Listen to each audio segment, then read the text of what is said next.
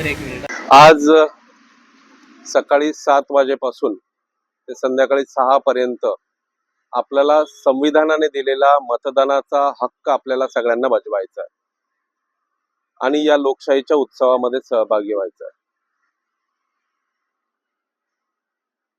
लोकांना काय आव्हान कराल? आपल्याला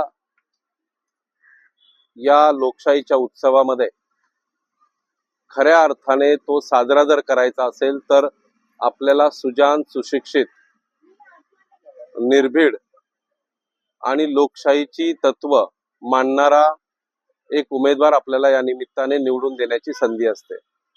मला बेलापूर मतदारसंघातील सर्व जनतेला हे आवाहन करायचं आहे की आज सकाळपासून 7 वाजेपासून ते संध्याकाळी 6 पर्यंत जो लोकशाहीने आपल्याला मूलभूत हक्क दिलाय मतदानाचा, तो आपण बजवायचा आहे. निवडणूक आयोगाने अतिशय चोख व्यवस्था या निमित्ताने इथे ठेवलेली आहे आणि आपल्याला सगळ्यांना हा हक्क बजावून एक चांगला भारत देश घडवायचा आहे असं मी म्हणेन. युवा नेतृत्व म्हणून बघितलं जातं, त्या रॅलीमध्ये पण युवा खूप मोठ्या वर्गामध्ये होते. युवांना स्पेशली काय आव्हान?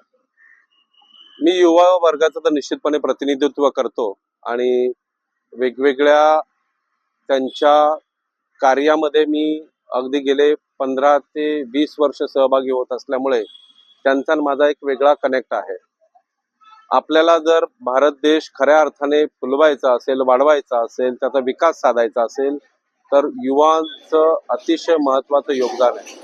देशामध्ये 25 ते 30% युवा वर्ग आहे आणि त्या युवा वर्गाने बाहेर पडून आपला मतदानाचा हक्क बजवायचा आहे आणि अतिशय चांगला उमेदवार आपल्याला या निमित्ताने निवडून देण्याचा एक मार्ग मिळालेला आहे.